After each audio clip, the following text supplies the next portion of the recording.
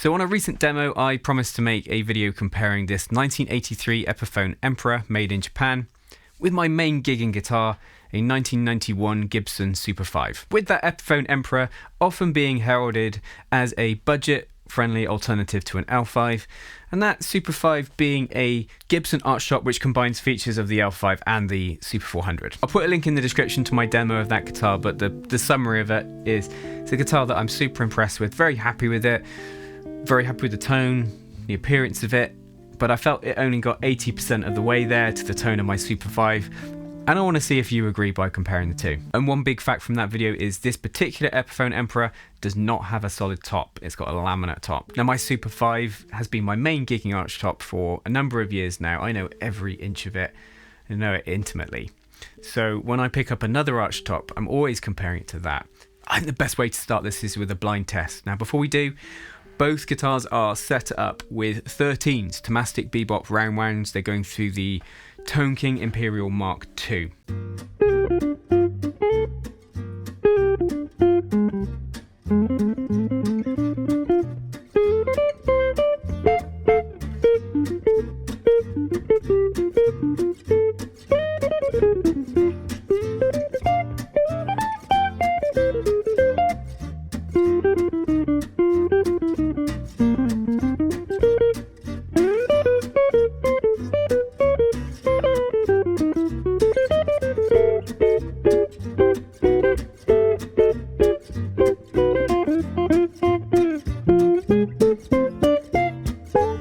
So guitar 1 was the Epiphone, guitar 2 was the Super V.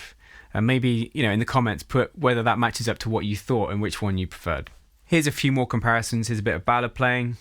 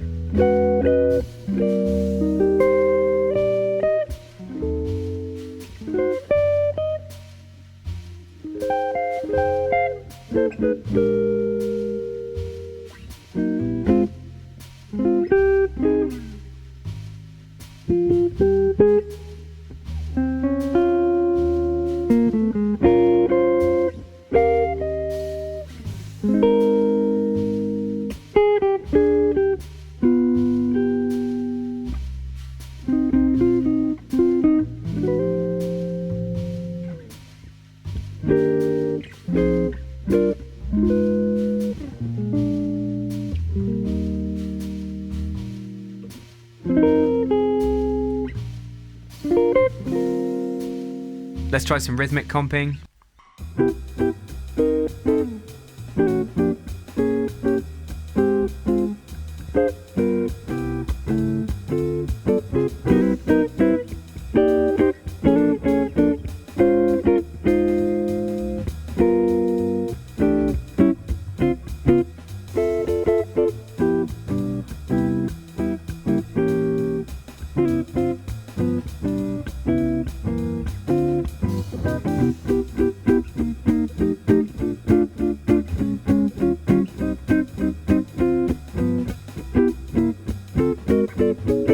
Finally, some sustained chords so you can really hear the string separation, if you like.